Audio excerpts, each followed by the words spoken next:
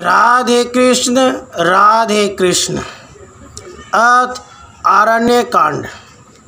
श्री रामचंद्र जी चित्रकूट में निवास करते थे। तब कर्म रूप जयंत को यह भ्रम हुआ कि रामचंद्र जी कदाचित ज्ञान स्वरूप नहीं है। कारण यह है कि इन्होंने यद्यपि राष्ट्र संरक्षण का कर्तृत्व तो अपने ऊपर आरोपित नहीं होने दिया, परंतु सीता जी की रक्षा का कर्तृत्व तो ये अपने ऊपर अवश्य ही स्वीकार करेंगे। अज्ञान जनित इस धारणा के वशीभूत हो काक रूप में परीक्षा करने की इच्छा से सीता जी के चरणों में चोंच मारकर भागा। तब दयालु श्री रामचंद्र जी ने अक्रिय रूप बाण का उसके ऊपर प्रहार किया। इसका स्पष्ट भाव यह है कि इसकी फूरना कुछ भी न फूरी, परंतु जयंत इस अक्रिय रूप बाण से बड़ा व्याकुल हो गया और अपनी रक्षा के लिए सर्वत्र भागा, परंतु किसी ने उसकी रक्षा नहीं की। निष्काम कर्तृरूप नारद जी ने उसे अति विकल देख फिर श्री रामचंद्र जी की शरण में जाने के लिए समझाया और वह उनकी शिक्षा मानकर श्री रामचंद्र जी के शरण में आकर उपस्थित हुआ।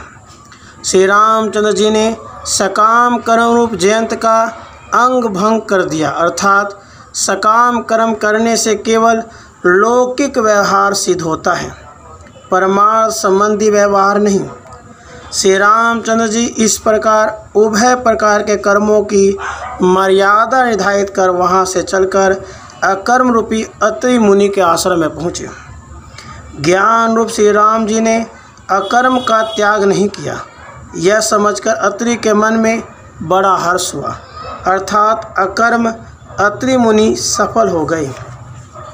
महर्षि ने प्रसन्नता से रामचंद्र जी की अगवानी करके उन्हें अपने आश्रम में ले आए और विनय की, प्रभु अकर्म तो ज्ञान के आश्रम में ही रहता है, तब भला मैं आपकी स्तुति तो कर ही क्या सकता हूँ, परंतु आपने मुझे कृतार्थ किया, यह आपका अनुग्रह है।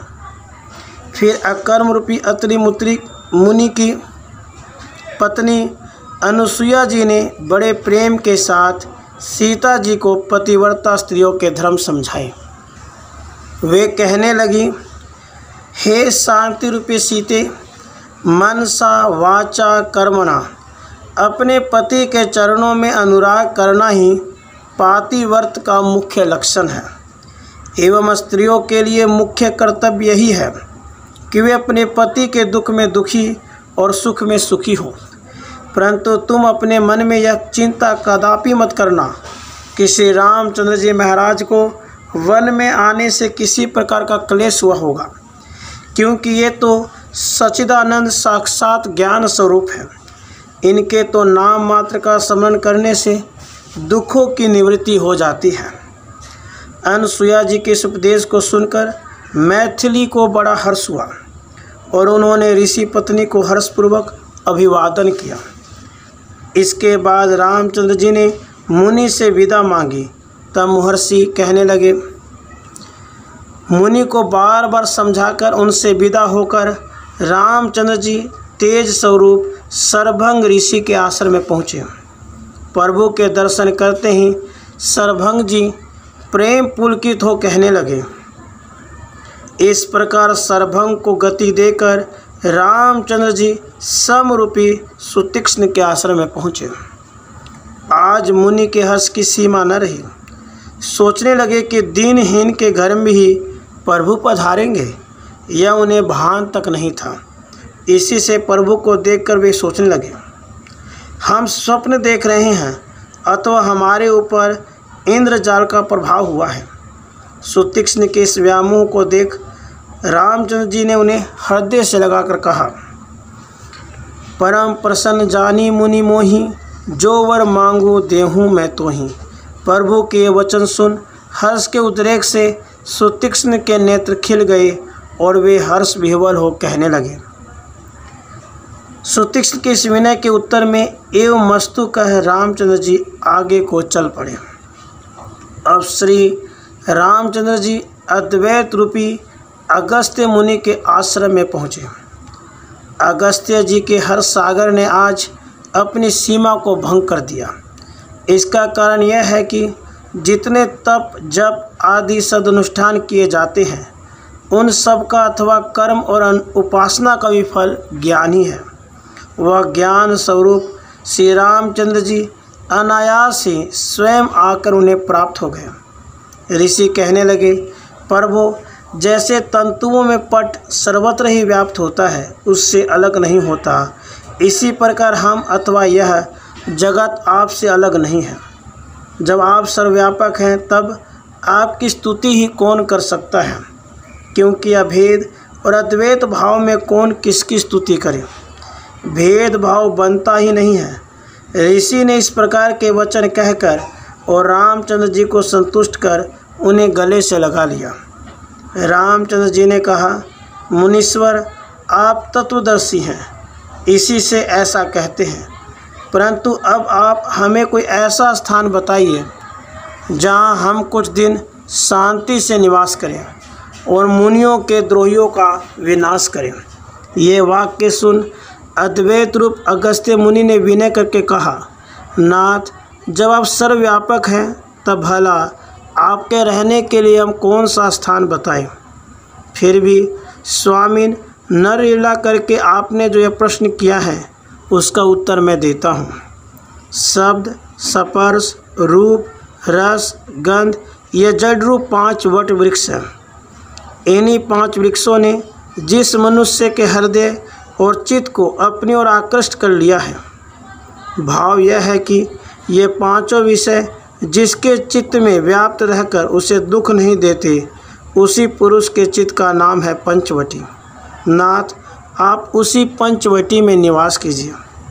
मुनि की इस अनुकूल उक्ति को सुनकर प्रभु को बड़ा आनंद हुआ। तब अगस्त्य जी को वरदान देकर रामचंद्र जी ने पंचवटी की यात्रा शुरू कर दी। अगस्त्य जी से विदा हो तुरंत रामचंद्र जी पंचवटी पहुँचे और वहाँ आनंद पूर्वक निवास करने लगे। एक दिन लक्ष्मण जी ने पूछा, नाथ, ज्ञान, वैराग्य और माया का भेद और रहस्य एवं अपनी भक्ति का वर्णन करके आप मुझे समझाइए और यह भी बताइए कि जीव और ईश्वर में क्या भेद है, जिससे कि मेरा शोक, मोह और भ्रम दूर हो जाए। लक्ष्मण जी के प्रश्न को सुनकर श्री रामचंद्र जी ने कहा, जिस अवस्था में अहंकार मूलक जाति, वर्ण अथवा आश्रम आदि का भेदभाव नहीं रहता, सर्वम खलविदम ब्रह्म नेह नानास्ति किंचन, यह अखिल जगत ब्रह्म रूप है, इसमें किसी पदार्थ का भेद नहीं है।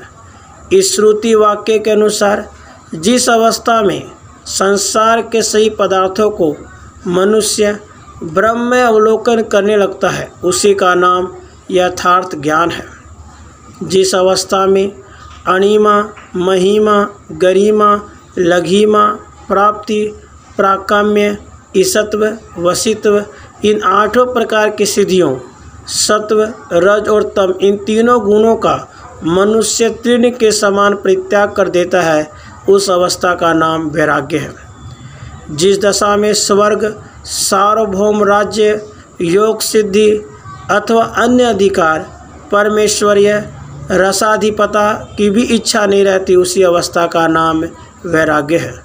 और लक्ष्मण सुनो, मैं कोई एक व्यक्ति हूँ और ये पदार्थ मेरे हैं, एवं तू अथवा दूसरे जन कोई अन्य है तथा उनके पदार्थ भी अलग हैं। इसी प्रकार के विचार का नाम माया है और इस माया ने सभी जीवधारियों को अपने वश में कर रखा है। अन्य इंद्रियों की गति के विषय में तो कहना ही क्या है, किंतु जहाँ तक बुद्धि जा सकती है एवं जहाँ तक मन के पहुँचने की सामर्थ्य है, वह सभी माया है। उस माया के 2 भेद हैं, एक का नाम विद्या है और दूसरे का नाम अविद्या है। अविद्या रूपी माया बड़ी दुष्ट है, अतः वह बड़ी ही दुखदायी है। उसी के अधीन होकर यह जीव संसार रूप गर्त में पड़ता है, अर्थात अज्ञान के वशीभूत होकर ही जीव को बारंबार जन्म लेना और मरना पड़ता है। दूसरी विद्या रूप माया के अधीन यद्यपि जगत रचना के सभी गुण होते हैं, फिर भी वह स्वाधीन नहीं है, केवल वह मेरी ही प्रेरणा से चराचर जगत की रचना करती है। इसी से हे सुमित्रा नंदन, यह संसार बारंबार उत्पन्न होता है। यह सब माया का स्वरूप है। हे लक्ष्मण, ज्ञान, वैराग्य और माया के स्वरूप को तो तुमने ठीक ठीक समझ ही लिया होगा। अब भक्ति का स्वरूप और उसकी महिमा का वर्णन करते हैं। तपस्वी, ज्ञानी और कर्मयोगी, इन सब की अपेक्षा योगी श्रेष्ठ है। परंतु जो व्यक्ति एकांत भाव से भगवत भक्ति का आचरण करता है वह योगियों में भी सबसे प्रधान है। इस प्रधानता का क्या कारण है?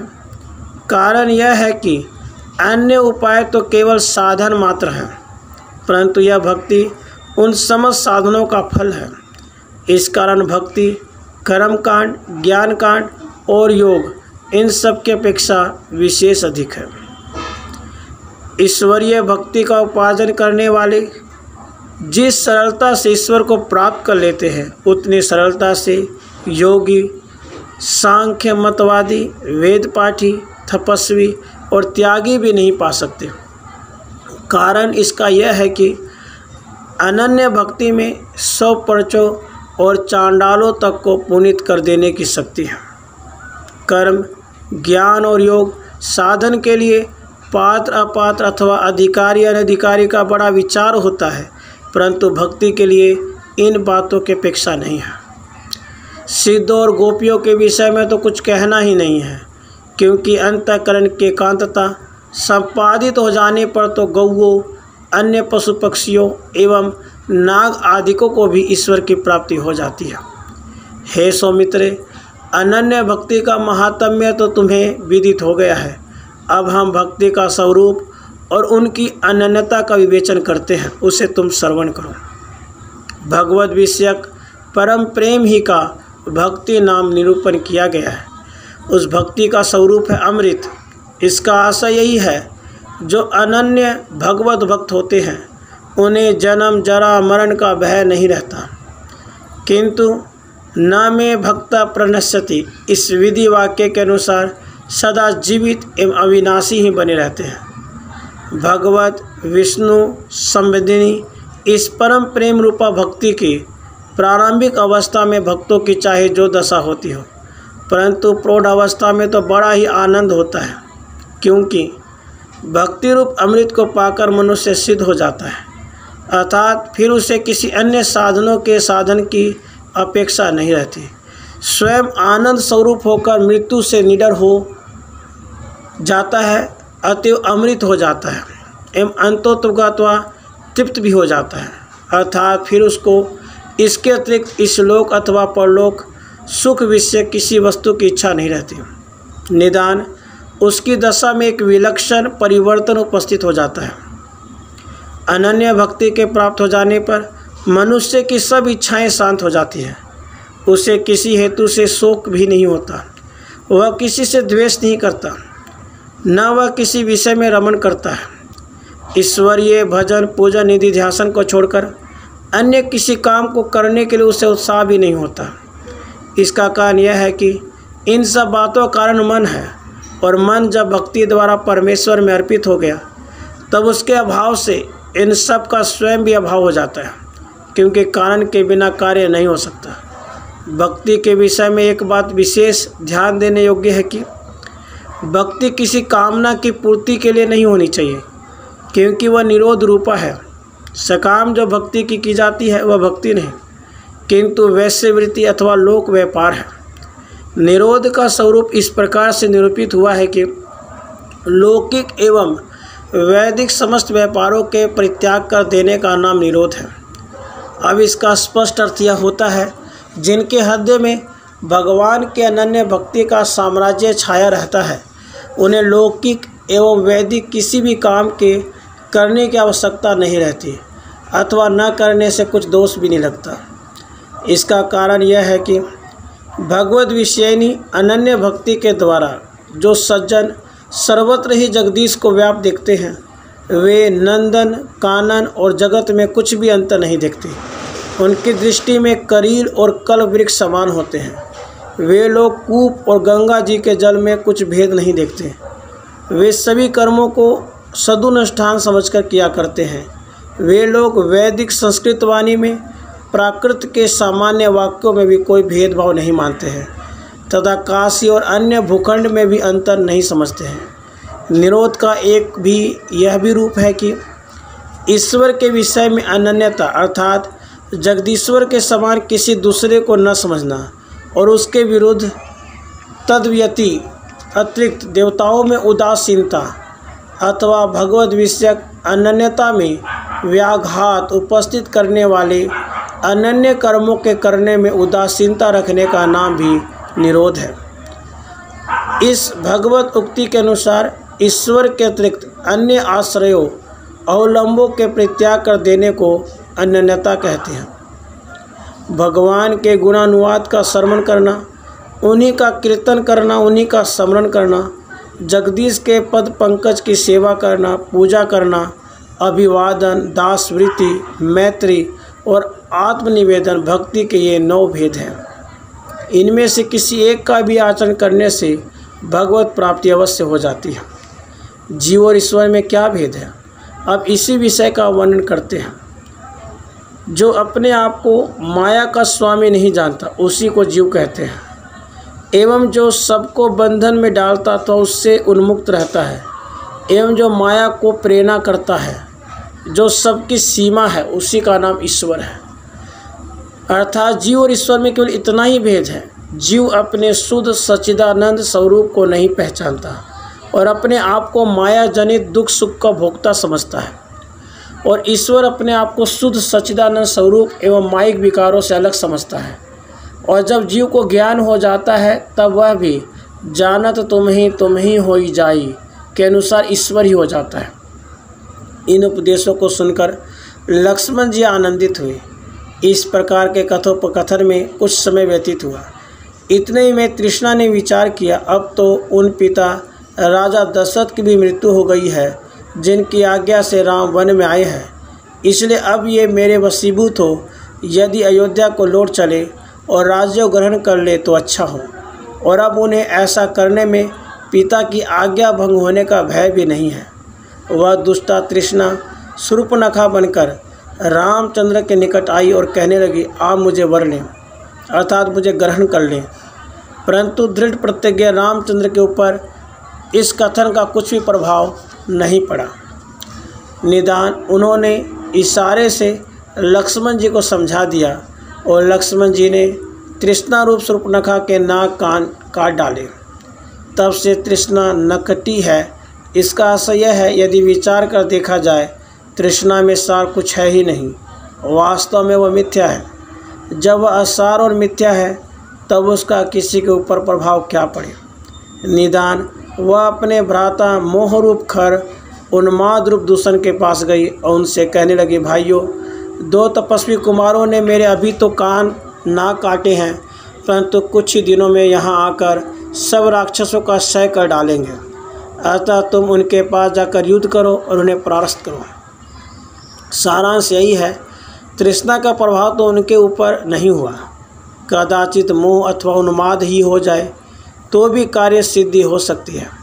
कारण कि यदि तुम लोगों का उनके ऊपर प्रभाव हो जाए तो राजा दशरथ की मृत्यु के कारण उन्हें माता और भ्राताओं का मोह हो जाए और उसी के उन्माद में वे घर को लौट चलें तो अच्छा है। अब तो खर दूषण को क्रोध हो आया और वे अपनी सेना को लेकर चढ़ाई कर राम लक्ष्मण के निकट आए, परंतु रामचंद्र जी ने एक क्षण में ही उन सब का विध्वंस कर डाला। अब तो शूर्पणखा अज्ञान स्वरूप रावण के पास गई और उसे सब वृत्तांत सुनाकर उत्तेजित किया।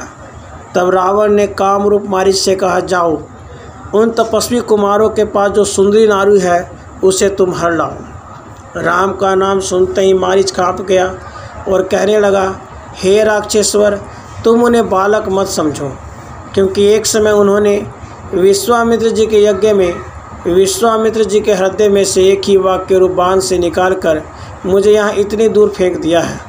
तब से मुझे तो जहाँ तहाँ वे ही दोनों भ्राता दिखते हैं। अतएव तुम भी उनसे वैर मत रखो, क्योंकि वे साक्षात सच्चिदानंद स्वरूप है। यदि तुम मेरा कहना नहीं मानोगे और मुझे वहाँ भेजोगे तो वे मुझे भी अवश्य मार डालेंगे। किंतु यहाँ आकर तुम्हारा विवध करेंगे। मारीच की ये विडंबनापूर्ण वाक्य सुनकर रावण को आवेश आ गया और कहने लगा, दुष्ट, तू हमें नीति सिखाने और ज्ञानोपदेश करने आया है। नीच, तेरी बुद्धि नष्ट हो गई है, इसी से तू मेरा कहना नहीं मानता। याद रख पापी, मैं एक ही प्रहार से तेरा संहार कर डालूंगा। रावण के कथन को सुन मारीच को बड़ा खेद हुआ। वह सोचने लगा, जब राम और रावण दोनों ही के हाथ से मरना है, तब रावण के हाथ से मरना उत्तम नहीं, किंतु राम ही के हाथ से मरना श्रेष्ठ है, क्योंकि उनके हाथ से जिसका वध होता है उसकी मुक्ति हो जाती है। यह सोचकर मारीच नाम रूप अति सुंदर मृग बनकर रामचंद्र जी के आश्रम में आकर चलने लगा। सीता के वाक्य सुनकर प्रथम तो रामचंद्र जी ने उसे प्रबोध किया कि मृग नहीं, किंतु अपनी कामना ही नाम रूप मृग हो प्रतीत हो रहा है, क्योंकि मरुस्थल में जहाँ सूर्य की किरणें पड़ती है वास्तव में वहाँ जल नहीं होता, किंतु मृग की कामना ही वहाँ जल रूप बन जाती है। ऐसे ही वह मृग नहीं, किंतु तुम्हारी कामना ही नाम रूप मृग बनी है। यद्यपि यह सुन सीता जी को संकोच तो हुआ, फिर भी रामचंद्र जी उनके मन का भाव जानकर मृग के पीछे चल दिए और उनके पीछे लक्ष्मण जी भी चल दिए। निदान इसी बीच में अज्ञान रूप रावण शांति रूप सीता जी को चुरा ले गया। भाव यह है, जब कपट रूप मृग नाम को दृष्टिगत हुआ, तभी अज्ञान ने शांति को हर लिया। जिस समय रावण सीता जी को लिए जा रहा था, तब मार्ग में धर्म रूपी जटायु सीता जी की रक्षा करने के लिए रावण से युद्ध करने लगा, परंतु दुष्ट अज्ञान रूप रावण ने उसे भी निर्जीव कर दिया और स्वयं सीता जी को लेकर चल दिया। इसका आशय यह है, ज्ञान के बिना ज्ञान का विनाश कोई भी नहीं कर सकता। राम लक्ष्मण सीता जी की खोज करते करते उस स्थान पर आए जहाँ धर्म रूप जटायु जर्जर हुए पड़े थे। रामचंद्र जी ने कहा, हम तुम्हारे शरीर को स्वस्थ कर देते हैं। परंतु जटायु ने कहा, हे प्रभु, ऋषि मुनि जन्म जन्मांतर तक यत्न करते ही तुम्हें पाना चाहते हैं, परंतु देहावसान के समय राम नाम नहीं उच्चारण कर पाते, परंतु वही राम इस समय मेरे नेत्रों के सामने उपस्थित है, तब भला मैं किस लाभ के लिए जीवित रहूं? मैं तो केवल आपके चरण कमल की प्राप्ति चाहता हूं। यूँ कहकर जटायु गदगद हो रामचंद्र जी के चरणों में गिर पड़ा। तब ज्ञान रूप रामचंद्र जी ने धर्म रूप जटायु को अमर पद प्रदान किया और कहा, जो व्यक्ति मुझको प्राप्त करना चाहेगा उसे प्रथम धर्म का संपादन अवश्य करना होगा। सुतराम, जहाँ धर्म न होगा वहाँ ज्ञान कदापि नहीं होगा। जाओ तात, तुम अमर हो। वहाँ से चलकर श्री रामचंद्र जी प्रीति रूपा सबरी के आश्रम पर पहुँचे। सबरी से किसी महात्मा ने कहा था, तेरे आश्रम में श्री रामचंद्र जी आएंगे। तब से वह आनंद से खूब मग्न हो रही थी और नित्य ही मार्ग को बुहार झाड़ू साफ किया करती थी कि जब प्रभु पधारे तो उनके कोमल चरणों में कांटे न गड़ जाएं। सरकार के भोजन के लिए उसने चक चक कर मीठे मीठे बहुत से भाव रूप बेर इकट्ठे कर रखे थे और खट्टे बेरों को वह स्वयं खा लेती थी। यद्यपि उस तपोवन में और भी बहुत से ऋषि मुनि रहते थे, परंतु उन सबको अपने तप का ही मान था। अतः रामचंद्र जी सबरी की ही कुटी पधारे। प्रभु के दर्शन करते ही तन मन की शुद्धि भुलाकर सबरी दौड़ी और उनके चरणों में गिर पड़ी। राम ने उठाकर हृदय से लगा लिया और वह उन्हें अपने आश्रम में ले आई। तब सबरी ने बहुत दिनों से संचित जूठे बेर प्रभु को भेंट किए और भक्तवत्सल रामचंद्र जी खा करके उसकी श्लाघा करने लगे। इस प्रकार रामचंद्र जी ने उसके बेरों को प्रशंसा कर करके उनका भोग लगाया। उधर सबरी तो आनंद के कारण तन मन की शुद्धि भूल गई थी। तब प्रभु ने उसे कंठ से लगाया और कृतार्थ कर दिया। सबरी कहने लगी, प्रभु, जो व्यक्ति धन जन पुत्र कलत्र आदि से संपन्न किंतु आपकी भक्ति से हीन है, उनका जीवन व्यर्थ ही है। मैं तो अधम नारी नीच वनवासिनी हूँ और आपकी भक्ति तो मुझ में लवलेश मात्र भी नहीं है, तथापि आपने मुझे कृतार्थ कर दिया। मेरे अहो भाग्य है।